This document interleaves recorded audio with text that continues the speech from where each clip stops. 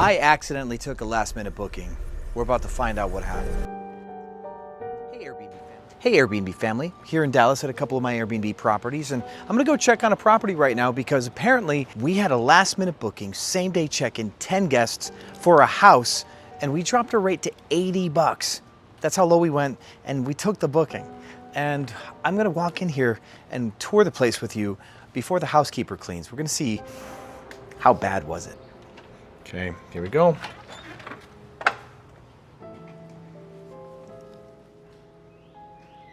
Well, that's weird.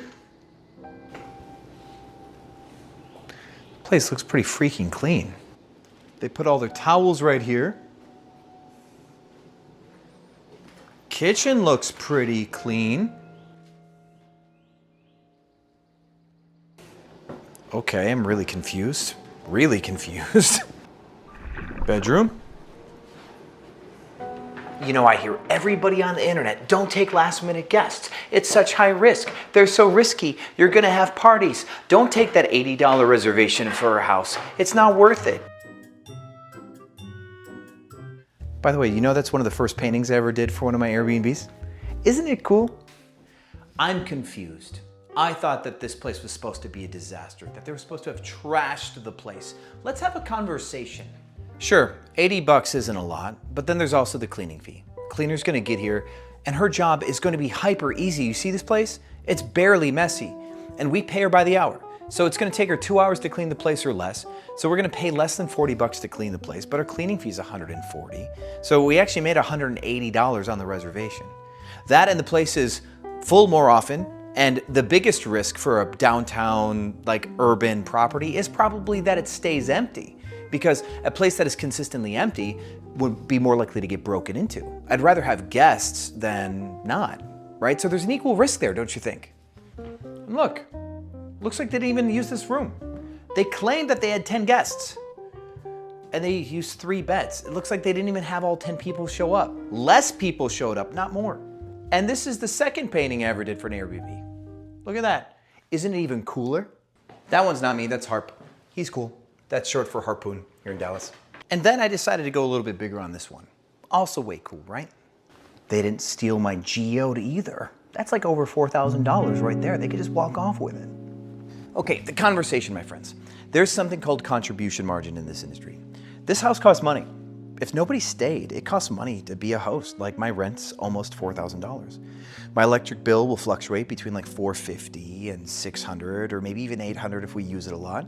So there's some fluctuating costs plus the cleaning fee, but like you just heard, I'm gonna pay 40 bucks to clean this place or less, and we collected 140.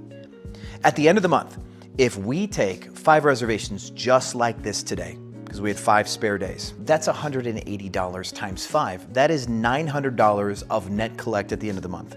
For 5 really junk days where a person in this house would go, I'm not gonna take an $80 reservation. That's absolutely asinine. I'm worth more money. Well, let me remind you, my friends, that your property is worth as much as somebody's gonna pay. And a last-minute reservation tends to not often have 10 people. I can't believe we got 10 people claimed that they booked here, but it really actually looks like maybe 6 max stayed. We often will get bookings of 2 or 3 or 4 people last minute who love the space and will pay the rate that we give because they have other options. They could book a 1-bedroom or a 2-bedroom that looks cool for a different rate. So we come down and we bully smaller listings in price. It sucks that this was available last minute. We wouldn't have to go down to 80. We might collect 120 or 140 a week in advance. And that collective 7 or 8 days of weekdays that are getting booked where we make $150 or $200 net gives us an extra $1,500 or $1,700 of money towards that contribution margin.